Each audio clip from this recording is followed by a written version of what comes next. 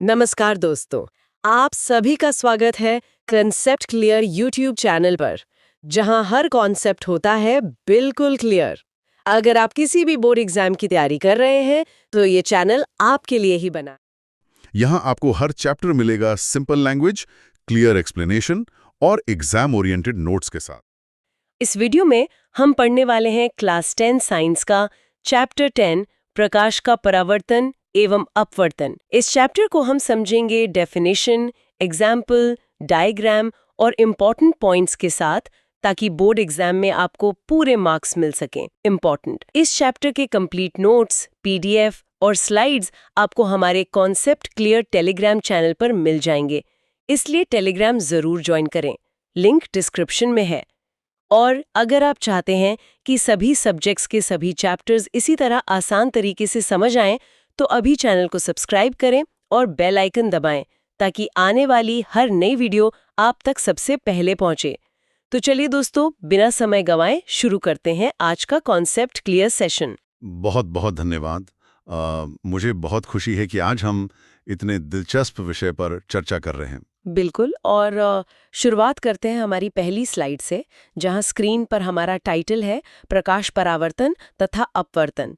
और यहाँ एक बहुत ही सुंदर चित्र बना है, जिसमें एक त्रिकोण जैसा कांच का प्रिज्म है और उसमें से सफ़ेद लाइट गुजरकर अलग अलग सतरंगी रंगों में बट रही है। हाँ, ये चित्र असल में दिखाता है कि प्रकाश कितना रहस्यमयी है।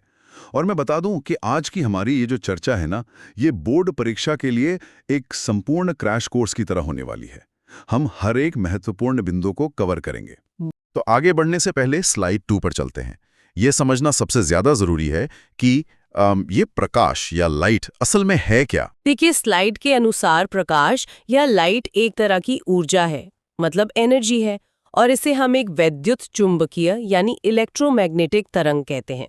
इलेक्ट्रोमैग्नेटिक तरंगों के, और इसकी स्पीड कितनी होती है? निर्वात में यानी वैक्यूम में इसकी चाल 3 × 10⁸ मीटर्स पर सेकंड होती है। स्लाइड में एक 3D बॉक्स का डायग्राम भी है, जिसमें से ये तरंगें गुजरती हुई दिखाई गई हैं, जो इसकी वेव नेचर को समझाती हैं। ओह वाओ, 3 × 10⁸, ये तो बहुत फास्ट है। तो अब आते हैं मेन टॉपिक पर, परावर्तन। इसकी डेफिनेशन क्या दी गई है? परावर्तन यानी रिफ्लेक्शन की डेफिनेशन बहुत सिंपल है। प्रकाश का किसी सतह से टकराकर वापस उसी माध्यम में, मतलब उसी मीडियम में मुड़ जाना। जैसे एक बॉल को दीवार पर मारने से वो वापस आती है। एकदम वैसा ही। डायग्राम में देखिए, एक पीली किरण सतह पर पड़ रही है।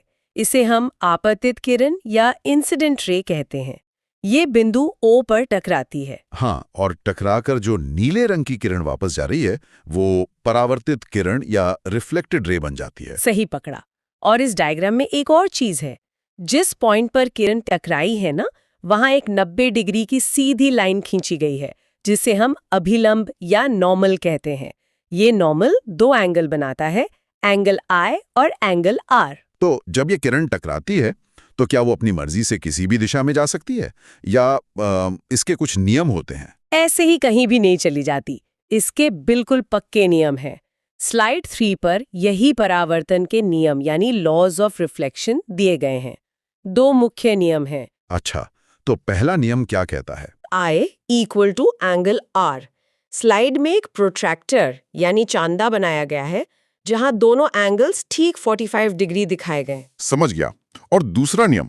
दूसरा नियम कहता है कि आपतित किरण, परावर्तित किरण और अभिलंब, ये तीनों हमेशा एक ही समातल यानी एक ही प्लेन में होते हैं। इसे क्लियर करने के लिए एक 3D ग्रिड डायग्राम भी दिया गया है। वेट, यहाँ स्लाइड पर एक लाल बॉक्स में VIP अलर्ट लिखा है। ये क्या है? हाँ, ये एग्जाम के लिए बहुत जरूरी है। अलर्ट ये पूछता है कि अगर कोई किरण समांतल दर्पण पर लंबवत यानी ठीक 90 डिग्री पर गिरती है, तो क्या होगा? ठीक 90 डिग्री पर? तो क्या वो वापस उसी रास्ते पर लौट जाएगी? बिल्कुल सही, वो बिना मुड़े उसी पथ पर वापस लौट जाती है। क्योंकि जब वो ठीक ऊपर से आती है, तो नॉर्मल के साथ उसका एंगल I 0 डिग्री हो जाता है, तो ऑब्वियसली एंगल R भी 0 डिग्री ही होगा। क्या बात है। अब स्लाइड 4 पर आते हैं। समांतर दर्पण यानी प्लेन मिरर, ये वही है ना जो हम रोज सुबह अपना चेहरा देखने के लिए यूज करते हैं? हाँ, बिल्कुल वही।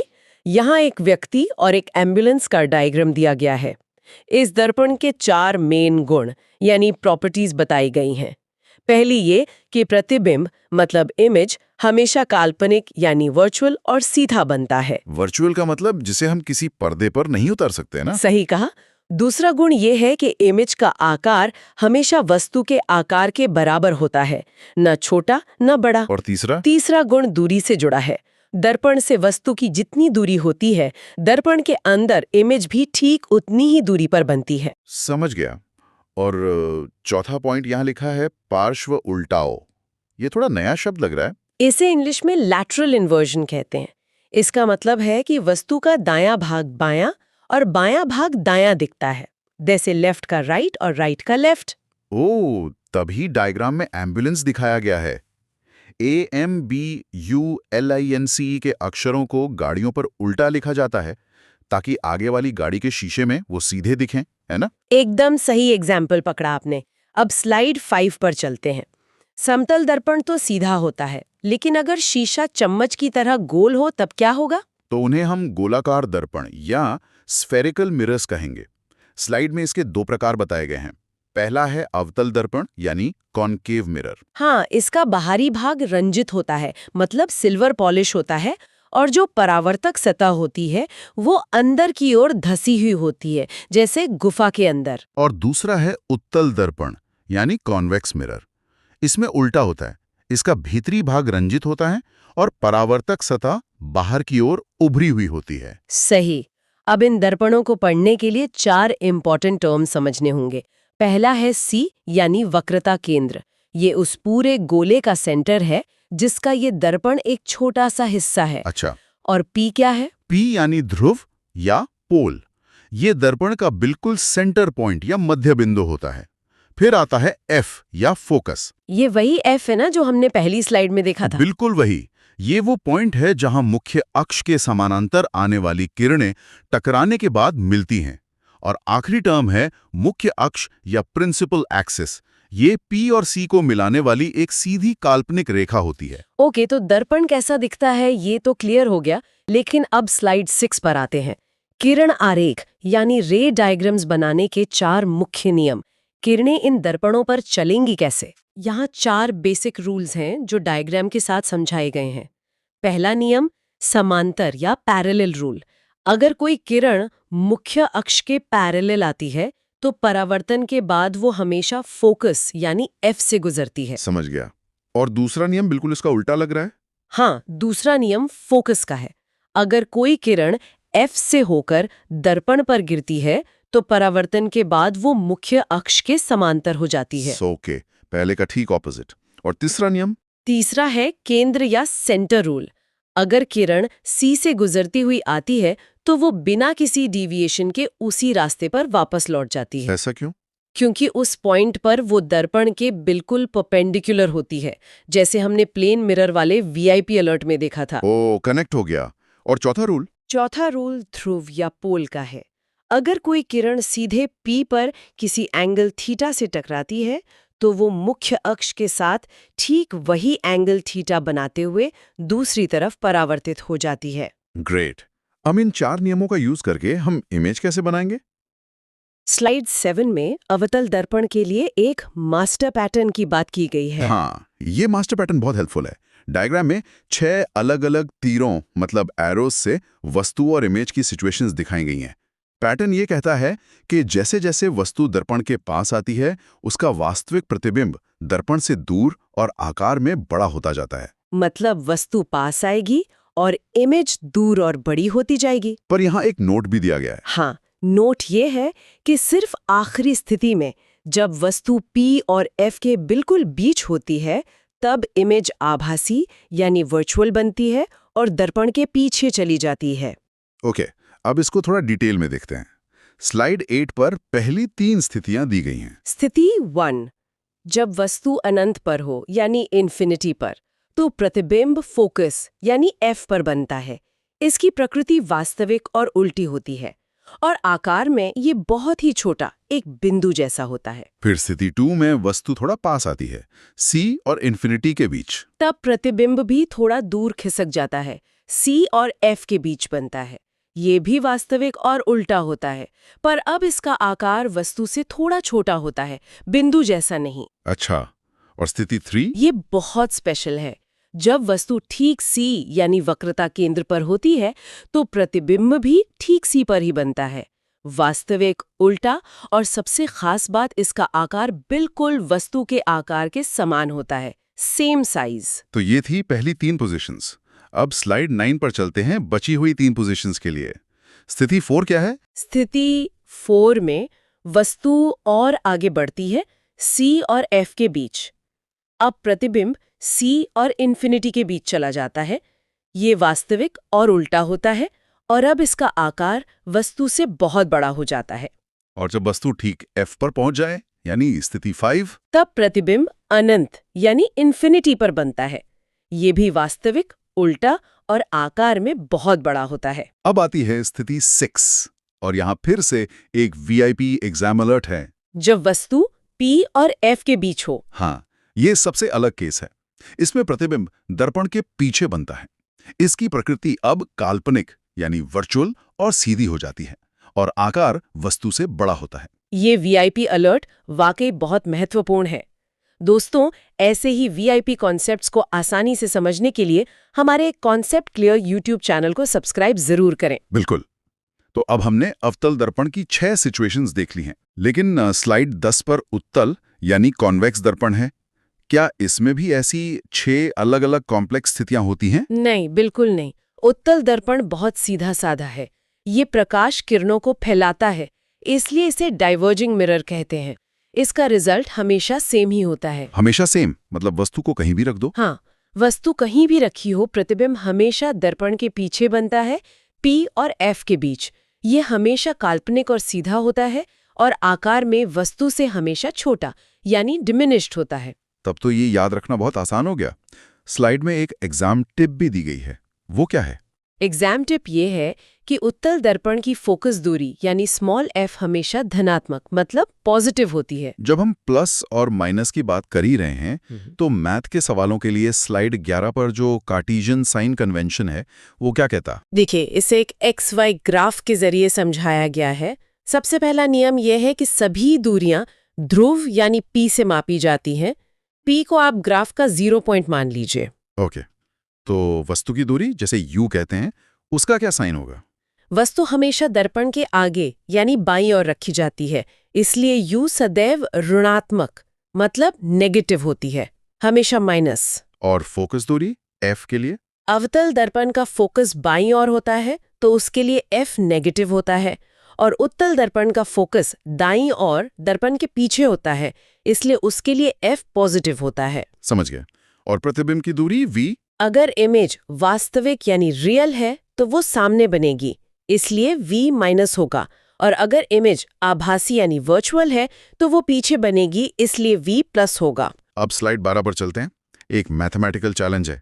क्या हम वाकई साबित कर सकते हैं कि फोकस दूरी वक्रता त्रिज्या यानी R की आधी होती है? बिल्कुल। स्लाइड 12 में इसकी स्टेप बाय स्टेप उत्पत्ति यानी प्रूफ दिया गया है।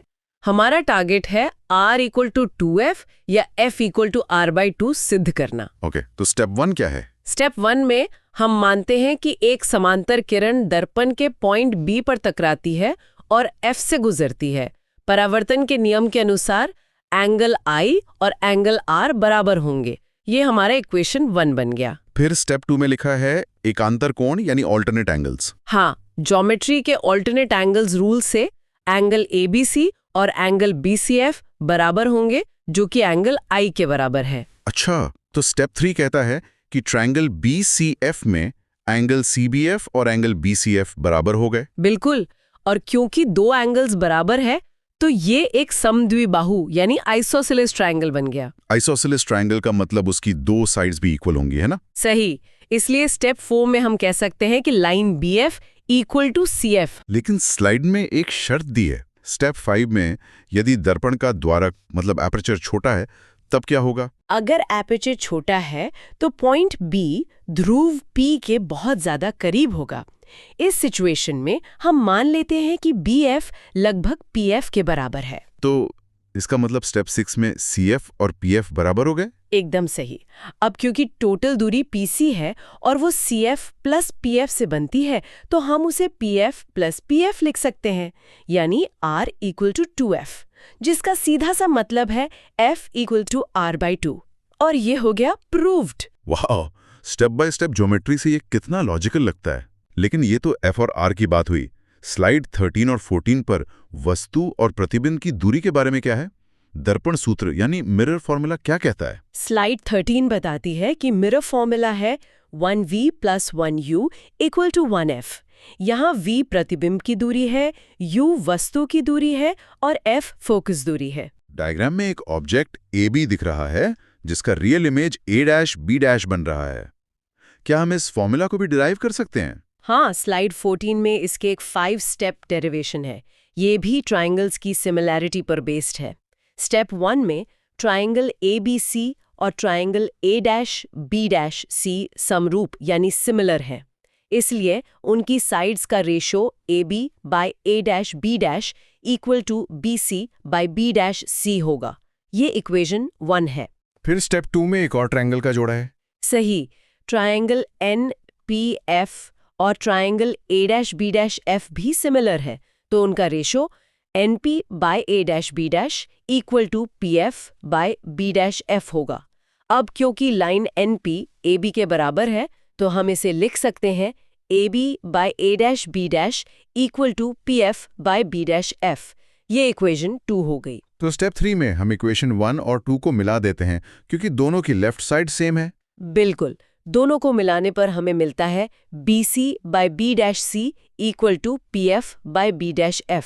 और स्टेप 4 में इन सब में साइन कन्वेंशन रखना है।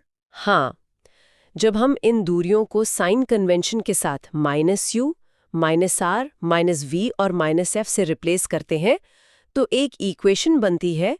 इक्वेशन दिख रही है ब्रैकेट में -u -r divided by -r -v equal to -f divided by -v -f। ये तो काफी लंबा है। देखने में लंबा है, पर स्टेप 5 में जब हम इसे क्रॉस मल्टीप्लाई करते हैं, r की जगह 2f रखते हैं और फिर पूरी इक्वेशन को UVF से डिवाइड करते हैं, तो सब कुछ कट कर सीधा हमारा formula 1v + 1u equal to 1f निकल आता है। प्रूव्ड। क्या बात है! ये फॉर्मूला तो हमें दूरी बता देगा, लेकिन इमेज कितनी बड़ी या छोटी बनी ये कैसे पता चलेगा? इसके लिए स्लाइड 15 पर आते हैं। उसके लिए आवर्धन यानी मैग्निफिकेशन का कॉन्सेप्ट है। इसकी डेफिनेशन बहुत सिंपल है। प्रतिबिंब की ऊंचाई, जिसे h1 कहते हैं, और वस्तु की ऊंचाई, जिसे h कहते हैं, इसके अनुपात यानी रेशो को आवर्धन कहते हैं। तो फॉर्मूला बन गया m = h1h। हाँ, और दर्पण के लिए इसका एक और रूप है m = -v/u। यहाँ एक एग्जाम हैक लिखा है स्लाइड पर, ये क्या है? ये हैक न्यूमेरिकल सॉल्व करते वक्त बहुत काम आता है।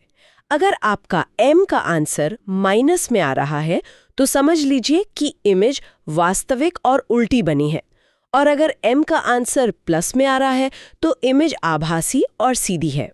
Perfect shortcut. अब थोड़ा प्रैक्टिकल बात करते हैं। स्लाइड 16 पर चलते हैं। क्या इन दर्पणों का असल जिंदगी में भी कोई इस्तेमाल है, या ये बस डायग्राम्स और फॉर्मूलाज में रहते हैं? इनका हमारी रोजमर्रा की जिंदगी में बहुत बड़ा रोल है। पहले अवतल दर्पण यानी कन्वर्जिंग मिरर के यूजेस देखते हैं। इसका यूज हजामत या दाढ़ी बनाने में होता है, क्योंकि जब चेहरा पास होता है तो ये उसे बड़ा और सीधा दिखाता है। अच्छा। और गाड़ियों की हेडलाइट और टॉर्च में भी बिल्कुल। फोकस पर बल्ब रखने से ये रोशनी की एक बहुत ही पावरफुल और पैरेलल बीम फेंकता है। डेंटिस्ट भी दांतों का बड़ा व्यू देखने के लिए इसका यूज करते हैं।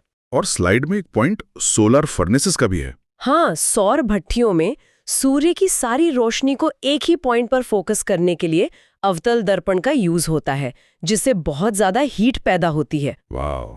और उत्तल दर्पण या डाइवर्जिंग मिरर के क्या यूजेस हैं? इसका सबसे कॉमन यूज गाड़ियों के साइड मिरर यानी रियर व्यू मिरर में होता है, क्योंकि ये पीछे के एक बहुत बड़े एरिया का सीधा और छोटा व्यू ड्राइवर को दिखाता है। इसके अलावा स्ट्रीट लाइट्स में भी इसका यूज होता है, ताकि रोशनी एक छोटी जगह के बजाय एक बड़े इलाके में फैले। क्या बेहतरीन रियल वर्ल्ड एप्लीकेशंस हैं। दोस्तों, अगर आपका कॉन्सेप्ट ऐसे ही रियल लाइफ एग्जाम्पल से समझने में मजा आ रहा है तो कॉन्सेप्ट क्लियर चैनल को जरूर सब्सक्राइब करें।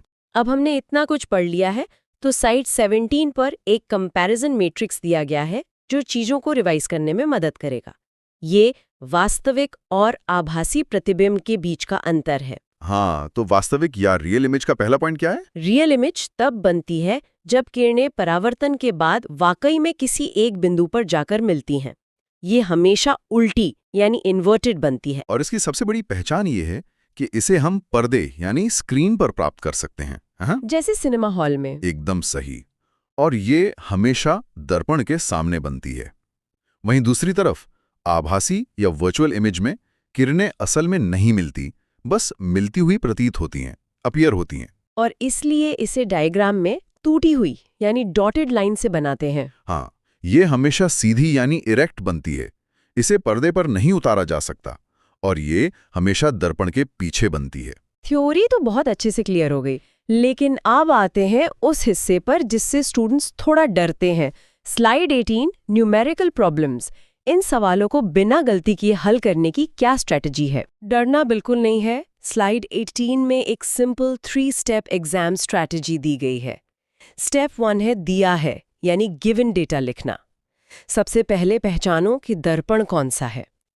फिर U, V, F, R की वैल्यूज निकालो और सबसे जरूरी बात, उन पर साइन कन्वेंशन लगाओ।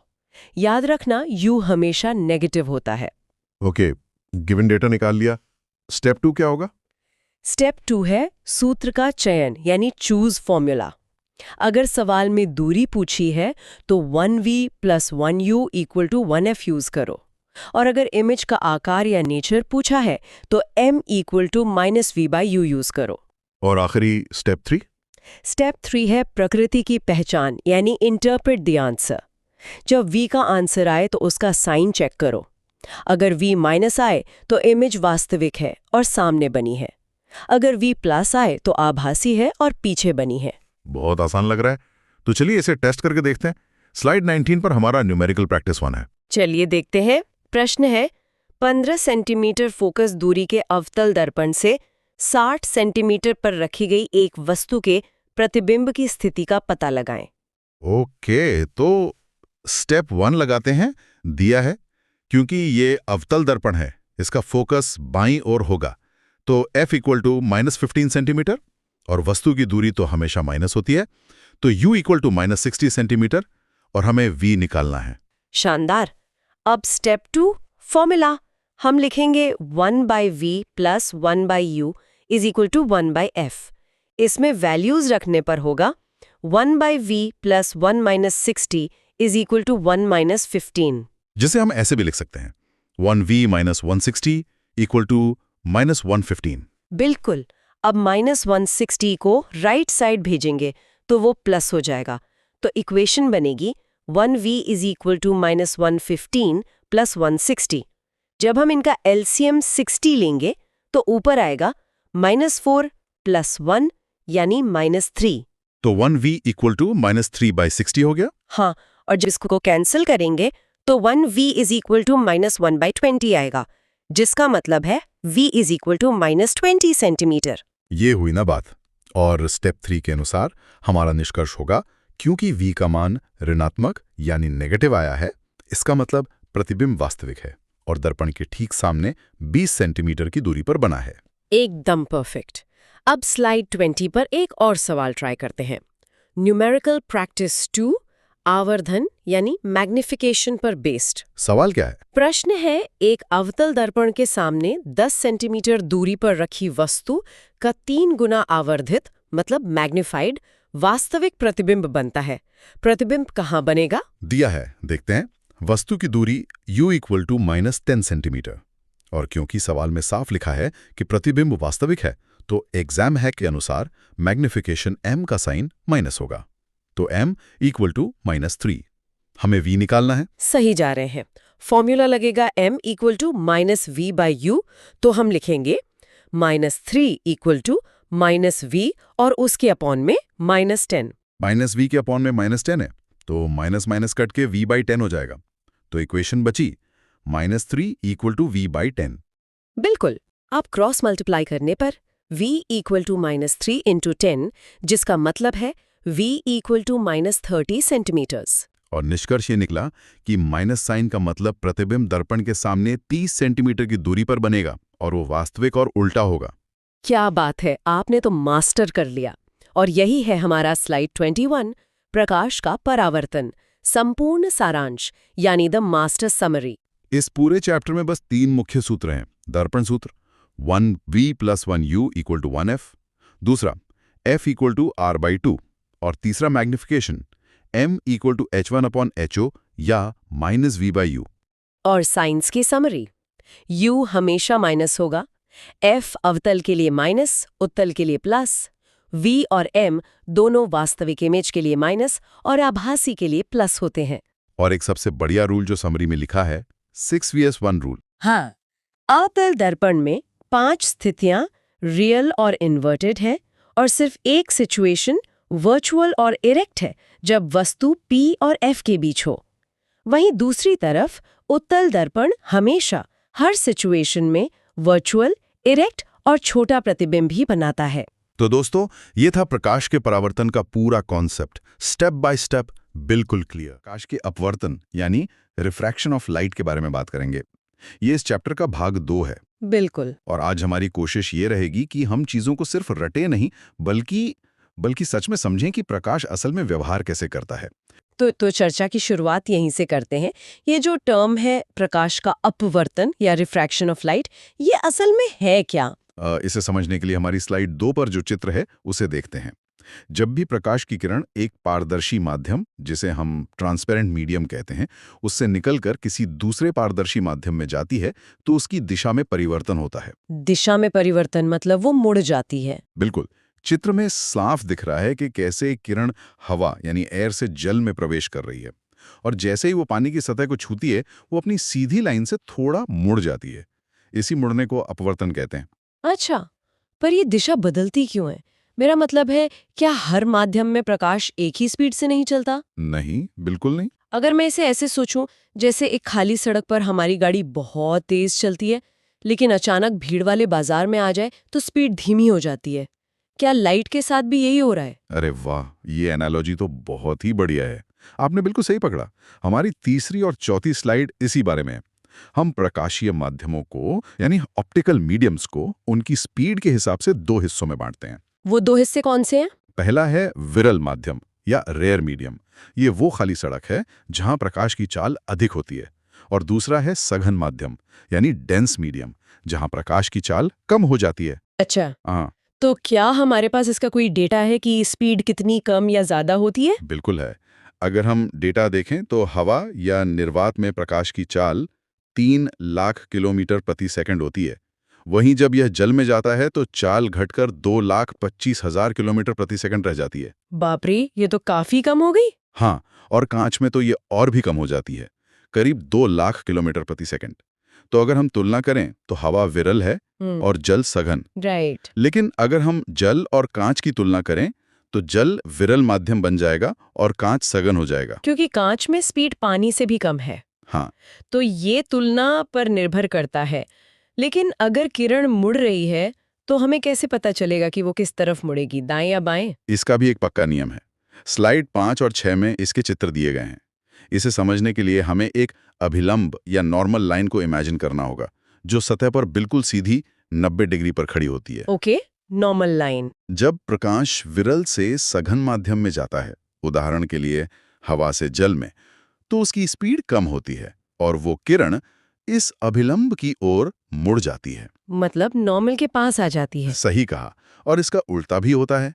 जब प्रकाश सघन से विरल माध्यम में जाता है, जैसे जल से हवा में, तो स्पीड बढ़ जाती है और किरण अभिलंब से दूर हट जाती है। बहुत ही लॉजिकल है। लेकिन मेरे दिमाग में एक सवाल आ रहा है, क्या ऐसा भी हो सकता है कि प्रकाश बिल्कुल सीधा निकल जाए और मुड़े ही नहीं? बिल्कुल हो सकता है।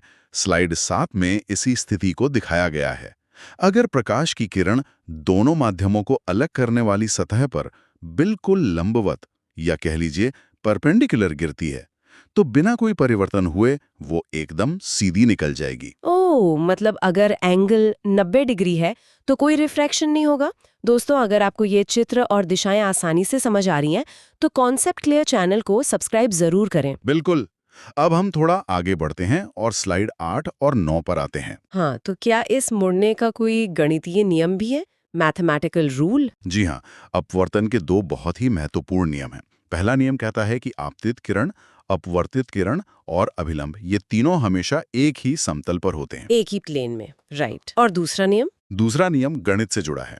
इसे स्नेल का नियम या स्नेल्स लॉ भी कहते हैं।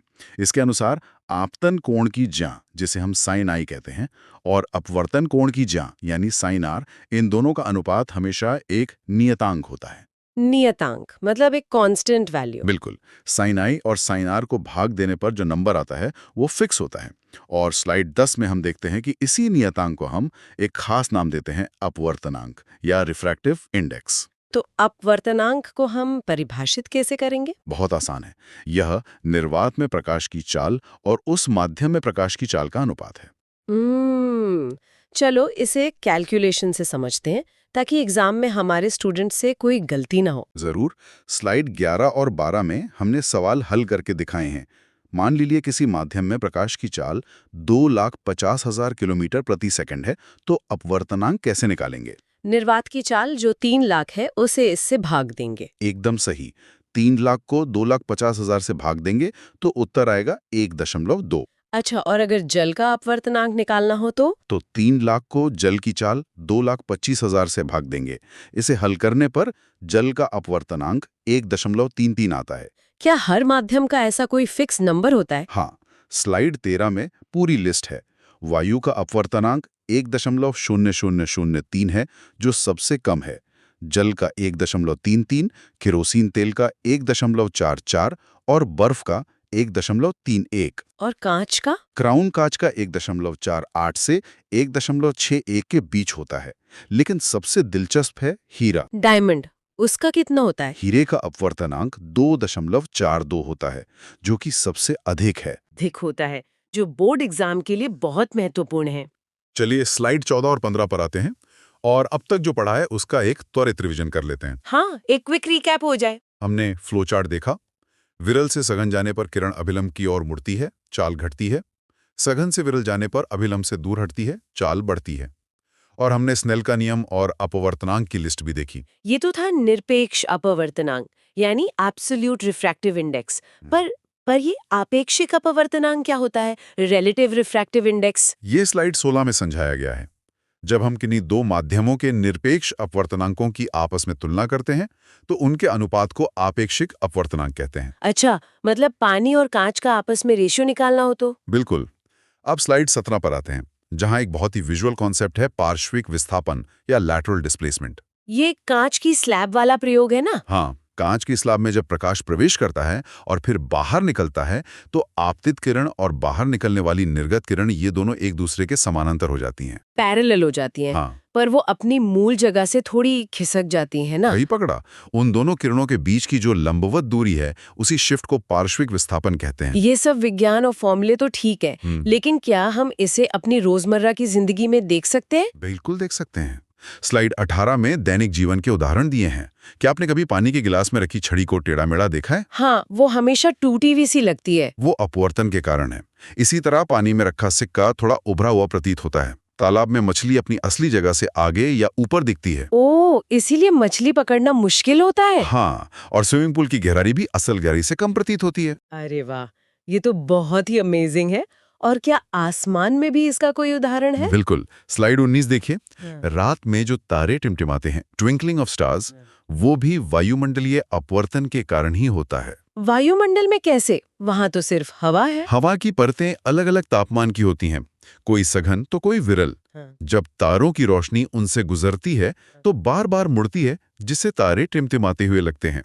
दोस्तों, अगर आपको साइंस के ऐसे रियल लाइफ एग्जाम्पल्स पसंद आ रहे हैं तो वीडियो को लाइक करें और कॉन्सेप्ट क्लियर को अपने दोस्तों के साथ शेयर करें। अब आगे बढ़ते हैं। अभी तक हमने जाना कि प्रकाश को मोड़ा जा सकता है, तो क्या कोई ऐसा उपकरण है जो जानबूझकर प्रकाश को मोड़ने के लिए बनाया गया हो? हाँ, और उसे हम लेंस कहते हैं। स्लाइड 20 में लेंस की परिभाषा है, यह पारदर्शक पदार्थ का वह टुकड़ा है जो दो निश्चित ज्यामितीय सतहों से घिरा होता है। ज्यामितीय सतहें मतलब ज्योमेट्रिकल सर्फेसेस। जी, ये कितने प्रकार के होते हैं? मुख्य रूप से ये दो प्रकार के होते हैं, उत्तल लेंस यानी कॉन्वेक्स लेंस और अवतल लेंस यानी कॉन्केव लेंस। स्लाइड 21 और 22 में इनके गुण समझाए गए हैं। तो उत्तल लेंस दिखने में कैसा होता है? उत्तल लेंस किनारों पर पतला और बीच में मोटा होता है। इसका काम है किरणों को एक बिंदु पर मिलाना, जिसे हम अभिसारित करना कहते हैं। मतलब ये लाइट को फोकस करता है? हाँ, इसका फोकस धनात्मक यानी पॉजिटिव होता है और इसकी क्षमता अधिक होती है। एक और खास बात, इसमें वास्तविक और काल्पनिक दोनों तरह के प्रतिबिंब बनते हैं। और अवतल लेंस? अवतल लेंस बिल्कुल इसका उल्टा है। ये किनारों पर मोटा और बीच में पतला होता है। ये किरणों को फैला देता है यानी अपसारित करता है। तो इसका फोकस नेगेटिव होगा? बिल्कुल, इसका फोकस ऋणात्मक होता है और क्षमता कम होती है, और इसमें केवल आभासी या काल्पनिक प्रतिबिंब ही बनता है। एक सवाल जो स्टूडेंट्स को अक्सर कंफ्यूज करता है, दर्पण में तो एक ही फोकस होता है, लेंस में फोकस कितने होते हैं? स्लाइड 23 के नोट में ये साफ लिखा है, किसी भी लेंस में मुख्य फोकस दो होते हैं, दो फोकस। क्योंकि इसमें दो सतहें होती हैं। बिल्कुल सही। अब स्लाइड 24 और 25 में हम लेंस के कुछ उप प्रकारों के नाम देखेंगे।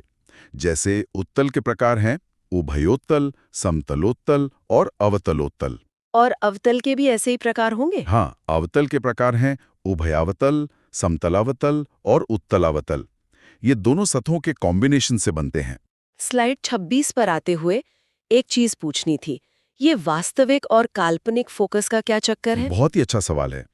चित्र के माध्यम से समझाऊं तो उत्तल लेंस में किरणें सच में एक बिंदु पर जाकर मिलती हैं, इसलिए वो फोकस वास्तविक यानी रियल है। ओके। लेकिन अवतल लेंस में किरणें फैल जाती हैं, वो आगे तो मिलेंगी नहीं, तो ऐसा लगता है जैसे वो पीछे की तरफ किसी बिंदु से आ रही हैं। तो वो सिर्फ मिलती हुई प्रतीत होती हैं, सच में नहीं मिलती। बिल्कुल, इसीलिए अवतल लेंस का फोकस काल्पनिक होता है। एग्जाम में अक्सर पूछा जाता है कि इन्हें अभिसारी या अपसारी क्यों कहते हैं? इसका उत्तर स्लाइड 27 में है।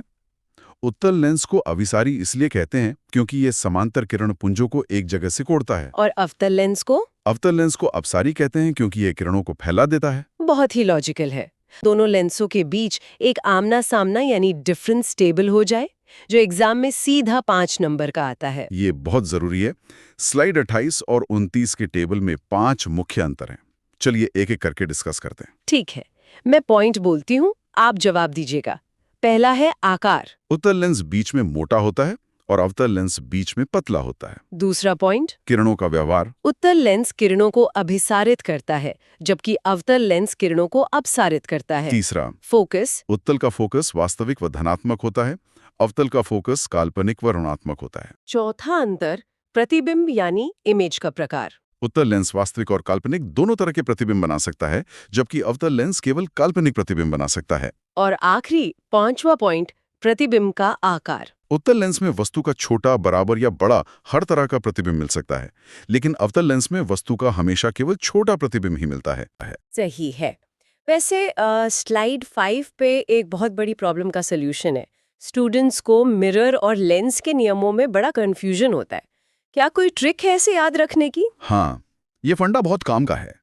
जो काम अवतल दर्पण यानी कॉन्केव मिरर करता है ना, जैसे छोटा, बराबर और बड़ा प्रतिबिंब बनाना, जिसमें 5 रियल और 1 वर्चुअल केस होता है। बिल्कुल वही सेम काम अपवर्तन में उत्तल लेंस यानी कॉन्वेक्स लेंस करता है। अरे वाह, मतलब बस नाम क्रॉस कर देने। हाँ, और जो काम उत्तल दर्पण करता है, यानी हमेशा छोटा, काल्पनिक और सीधा प्रतिबिंब बनाना, ठीक वही काम अवतल लेंस करता है। ये तो बहुत ही सॉलिड ट्रिक है। और हाँ, चित्र बनाते समय ये ध्यान रखना है कि आपतन कोण और अपवर्तन कोण वाले नियम लागू होते हैं। बिल्कुल। और ऐसी ही ट्रिक्स के लिए जो भी सुन रहे हैं वो कॉन्सेप्ट क्लियर चैनल को सब्सक्राइब करना ना भूलें। सही बात है।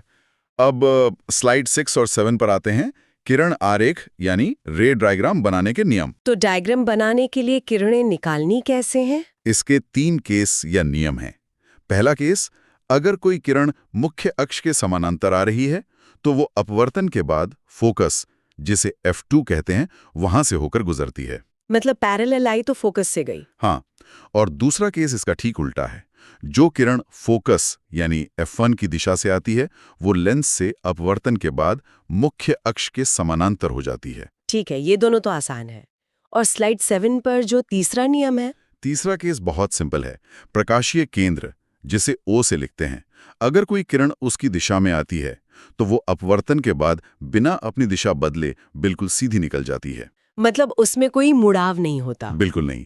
और ये नियम उत्तल और अवतल दोनों लेंसों में एक समान लागू होता है। अच्छा, तो अब स्लाइड 8 पर आते हैं। अवतल दर्पण और उत्तल लेंस की जो 6 स्थितियां हैं, उनका कोई क्विक रिवीजन। हाँ, फटाफट देखते हैं। पहला, अगर वस्तु प्रकाशीय केंद्र P और फोकस F के बीच है तो प्रतिबिंब दर्पण के पीछे बनता है, काल्पनिक, सीधा और बड़ा। और अगर वस्तु को फोकस F पर रख दें तो प्रतिबिंब अनंत पर बनेगा, वास्तविक, उल्टा और बड़ा। तीसरा, अगर वस्तु F और वक्रता केंद्र C के बीच है तो प्रतिबिंब अनंत और C के बीच बनेगा, वास्तविक, उल्टा और बड़ा। और अगर ठीक सेंटर ऑफ कर्वेचर C पर रख दें तब प्रतिबिंब भी C पर ही बनेगा, वास्तविक, उल्टा और वस्तु के बिल्कुल बराबर आकार का। अच्छा, और C से पीछे ले जाए, मतलब C और अनंत के बीच। तब इमेज C और F के बीच बनेगी, वास्तविक, उल्टा और वस्तु से छोटा। और आखिरी, अगर वस्तु अनंत पर है तो प्रतिबिंब F पर बनेगा, वास्तविक, उल्टा और बहुत ही छोटा। ये तो हो गई उत्तल लेंस की बात। अब स्लाइड 10 से 14 तक इन्हीं केसेस को डायग्राम के साथ समझाया गया है। उत्तल लेंस का पहला केस। हाँ, स्लाइड 10 पर जब वस्तु प्रकाशीय केंद्र O और फोकस F1 के बीच हो, इसमें किरणें पीछे की तरफ मिलती हुई प्रतीत होती हैं। मतलब प्रतिबिंब वस्तु की ही दिशा में बनेगा। बिल्कुल। और एक काल्पनिक, सीधा और बड़ा होगा। डायग्राम में साफ दिखता है कि A-B' प्रतिबिंब AB से बड़ा है। और स्लाइड 11 पर फोकस वाला केस है। हाँ, वस्तु फोकस F1 पर हो तो किरणें समानांतर हो जाती हैं, तो प्रतिबिंब अनंत पर बनेगा, वास्तविक, उल्टा और बड़ा। और स्लाइड 12 पर जब वस्तु F1 और 2F1 के बीच हो तब प्रतिबिंब अनंत और 2F2 के बीच बनता है, वास्तविक, उल्टा और बड़ा। फिर स्लाइड 13 पर 3 केसेस एक साथ है। हाँ, केस 4, वस्तु 2F1 पर है तो प्रतिबिंब 2F2 पर बनेगा, वास्तविक, उल्टा और बराबर। केस 5, वस्तु 2F1 और अनंत के बीच है तो प्रतिबिंब 2F2 और F2 के बीच, वास्तविक, उल्टा और छोटा। और लास्ट केस, जब वस्तु अनंत पर हो तो इमेज F2 पर बनेगी, वास्तविक, उल्टा और बिंदु के आकार का, यानी बहुत छोटा। सही है। और स्लाइड 14 पर अवतल लेंस में वस्तु को कहाँ रखें? अवतल लेंस में वस्तु को चाहे जहाँ रख लो, प्रतिबिंब हमेशा काल्पनिक, सीधा और छोटा ही बनेगा, बस। और यहीं से हम लेंस सूत्र 1v 1u = 1f और लेंस की क्षमता वाले टॉपिक में एंटर करते हैं। बिल्कुल। तो स्लाइड 15 पर हमारा अगला मेन टॉपिक है लेंस की शक्ति या क्षमता, जिसे पावर ऑफ लेंस कहते हैं। ये क्या होती है? देखो, प्रकाश की किरणों को अभिसारित या अपसारित करने के सामर्थ्य को, मतलब लेंस उन्हें कितनी तेजी से मोड़ सकता है, उसे ही लेंस की शक्ति कहते हैं। इसे P से सूचित करते हैं। अच्छा, और इसका SI मात्रक डायोप्टर होता है ना? हाँ, वैसे कॉन्सेप्ट क्लियर चैनल पर ऐसी डेफिनेशंस बहुत आसान भाषा में मिलते हैं, तो उसे जरूर चेक करें। स्लाइड 16 बताती है कि 1 डायोप्टर 1 मीटर इनवर्स के बराबर होता है। और उत्तल लेंस की शक्ति धनात्मक होती है? बिल्कुल। उत्तल की प्लस और अवतल लेंस की माइनस होती है। जैसे +3D या +2D लिखा है तो वो उत्तल है, और -3D या -5D अवतल है। लेकिन स्लाइड 17 पर एक मिस्टेक अलर्ट है। क्या डायोप्टर ही हमेशा सही SI मात्रक है? एग्जाम में अक्सर बच्चे गलती करते हैं। बहुत बड़ी गलती। ये एक कैच है। तकनीकी रूप से लेंस की क्षमता का SI मात्रक मीटर इनवर्स ही होता है, डायोप्टर नहीं। अच्छा, मतलब डायोप्टर बस एक कॉमन नाम है। हाँ, हालांकि 1 मीटर इनवर्स बराबर 1 डायोप्टर होता है, लेकिन एग्जाम में SI मात्रक पूछें तो मीटर इनवर्स टिक करना ज्यादा सही है। समझ गए। और पावर निकालने का सूत्र क्या है स्लाइड 18 पर? सूत्र है P = 100F। ये तब लगाना है जब फोकस दूरी सेंटीमीटर में दी हो, और अगर फोकस दूरी मीटर में है तो सीधा P = 1F लगा सकते हैं। तो स्लाइड 19 पर एक न्यूमेरिकल है। अगर 20 सेंटीमीटर फोकस दूरी वाले उत्तल लेंस की क्षमता निकालनी हो तो कैसे करेंगे? ध्यान है, F = 20 सेंटीमीटर। उत्तल है इसलिए प्लस लगाया। सूत्र P = 100F में रखेंगे तो 100/20 होगा, यानी +5D। बहुत आसान है। और स्लाइड 20 पर अवतल लेंस का सवाल है। हाँ, 50 सेंटीमीटर फोकस दूरी वाला अवतल लेंस। अवतल है तो f is equal to -50 centimetre होगा। तो 100/-50? बिल्कुल, जो कि -2d आएगा।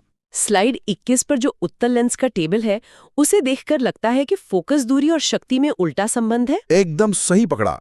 टेबल देखो, अगर f 10 सेंटीमीटर है तो पावर +10d है।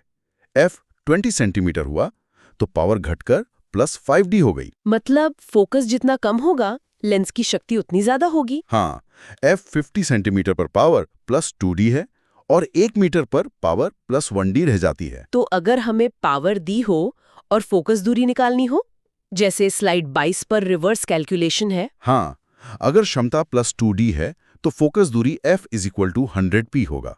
मतलब 100/2 तो फोकस 50 सेंटीमीटर आ जाएगा। और स्लाइड 23 पर अगर पावर माइनस में हो, मान लो पावर -5d है तो f इज इक्वल टू 100-5 होगा, जो कि -20 सेंटीमीटर आएगा।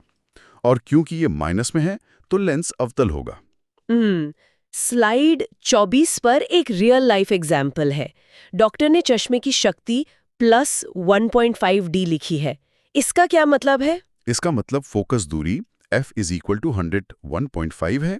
पॉइंट हटाएंगे तो 1015 होगा, जिसे काटने पर 203 आता है, यानी +66.67 सेंटीमीटर। और प्लस साइन का मतलब? प्लस का मतलब है कि ये उत्तल यानी अभिसारी लेंस है। अच्छा, और स्लाइड 25 पर यूनिट कन्वर्जन है। हाँ, एग्जाम में यूनिट्स का ध्यान रखना बहुत जरूरी है। 1 मीटर बराबर 100 सेंटीमीटर होता है, तो 66.67 सेंटीमीटर को मीटर में 0.67 m लिखते हैं। मतलब 100 से डिवाइड करना है। बिल्कुल, 50 cm हो जाएगा 0.50 m, 20 cm हो जाएगा 0.20 m और 4.5 cm हो जाएगा 0.045 m। अब स्लाइड 26 पर आते हैं। आवर्धन या मैग्निफिकेशन, इसका सूत्र क्या है? आवर्धन का मतलब है कि इमेज वस्तु से कितनी बड़ी या छोटी है। ये प्रतिबिंब की ऊंचाई hi और वस्तु की ऊंचाई h का अनुपात होता है। तो m is equal to HIH। हाँ, या फिर इसे दूरियों के अनुपात में m is equal to v/u भी लिख सकते हैं। और हाँ, इस स्लाइड के चित्र में जो मानव नेत्र से इंद्रधनुष बनता दिख रहा है, वो एक छोटा सा हिंट है कि अगला चैप्टर कौन सा होने वाला है। अरे वाह, सस्पेंस। अब स्लाइड 27, लेंस फॉर्मूला और कार्टेशियन चिन्ह परिपाटी। लेंस सूत्र है 1v 1u is equal to 1f। और चिन्ह परिपाटी को समझने का सबसे आसान तरीका है ग्राफ का XY अक्ष। मतलब ऊपर प्लस नीचे माइनस। हाँ, ऊपर की तरफ सब प्लस, नीचे सब माइनस, दाएं तरफ प्लस और बाएं तरफ माइनस। तो क्योंकि वस्तु हमेशा लेंस के बाईं ओर रखी जाती है, तो u हमेशा ऋणात्मक यानी माइनस होता है। उत्तल लेंस का फोकस दाएं होता है तो उसका f धनात्मक होता है, और अवतल का फोकस बाएं होता है तो उसका f ऋणात्मक होता है। स्लाइड 28 का टेबल भी यही समराइज कर रहा है ना? बिल्कुल, उत्तल लेंस के लिए f प्लस है, u माइनस है और v प्लस होता है वास्तविक के लिए और माइनस होता है काल्पनिक के लिए।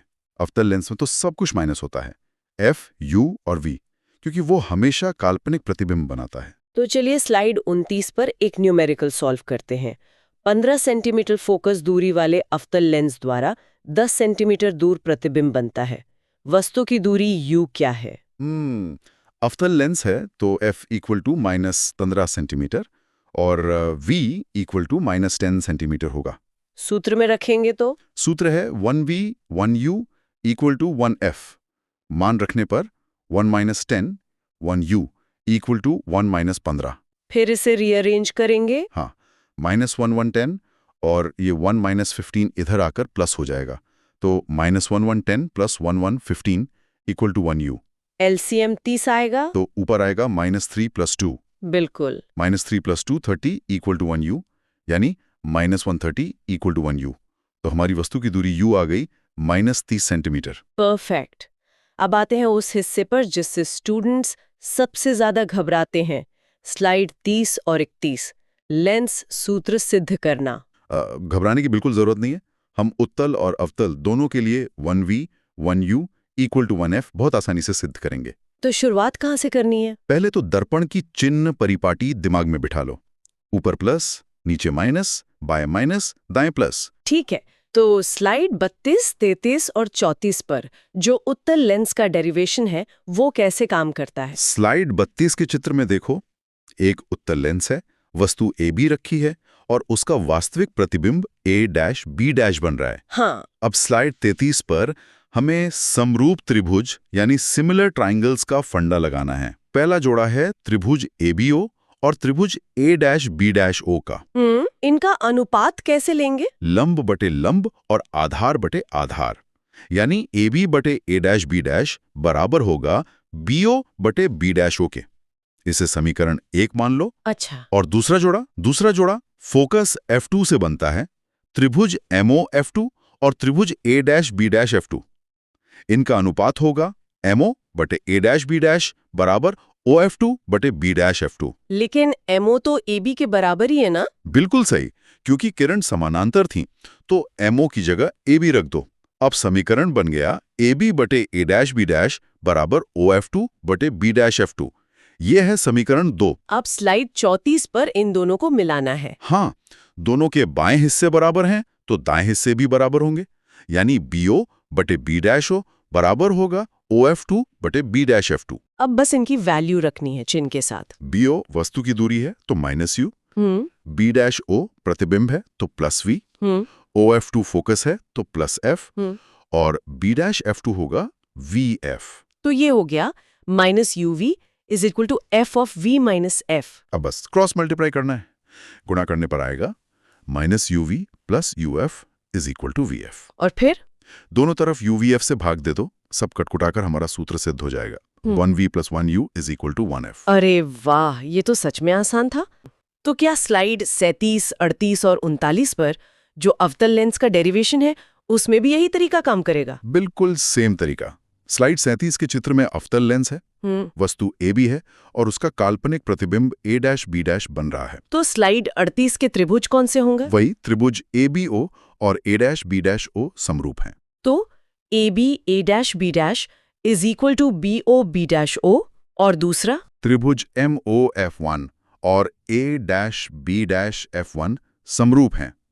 तो AB A'-B' = OF1 B'-F1 क्योंकि MO AB है। फिर स्लाइड 39 पर दोनों को बराबर कर देंगे। हाँ, BO B'-O = OF1 B'-F1। अब अवतल है तो सब माइनस होगा। BO = -U, B'-O = -V, OF1 = -F। और B'-F1 कैसे निकालेंगे? B'-F1 होगा -F -V यानी -F + V। अब अनुपात में मान रखो, -U - V = -F -F + V। Cross multiply करने पर -UF + UV = -VF। फिर से UVF से भाग दे दो और हमारा 1V 1U = 1F सिद्ध हो गया। बहुत बढ़िया। तो इसी के साथ हमारे इस चैप्टर के सारे कॉन्सेप्ट्स और डेरिवेशंस कवर हो गए हैं। बिल्कुल। ऐसे ही और कॉन्सेप्ट्स को क्लियर करने के लिए कॉन्सेप्ट क्लियर को सब्सक्राइब करना ना भूलें।